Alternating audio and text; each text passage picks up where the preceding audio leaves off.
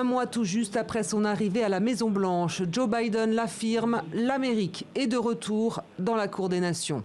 Premier grand discours de politique générale devant ses partenaires européens. Le président américain assure qu'il est déterminé à regagner la confiance de l'Europe. Ces attaques vont à la Chine et ses abus économiques, mais aussi à la Russie.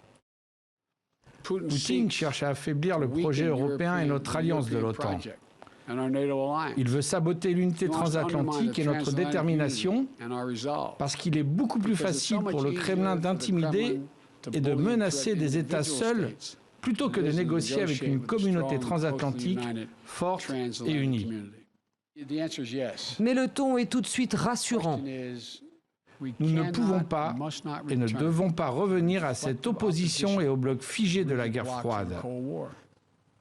La concurrence ne doit pas bloquer la coopération sur des questions qui nous concernent tous. Avec Joe Biden, les dirigeants du G7 se sont engagés à revenir au multilatéralisme tellement malmené sous Donald Trump.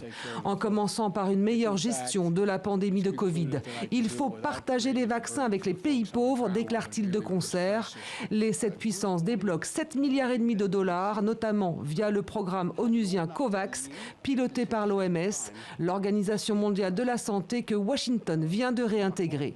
Le continent africain a 6,5 millions de soignants. Il faut 13 millions de doses de vaccins pour les protéger, permettre au système de soins de résister. Si nous, Européens, Américains, nous savons livrer le plus vite possible ces 13 millions de doses, ça vaut énormément. Ça vaut notre crédibilité. Ça représente 0,43% des doses que nous avons commandées.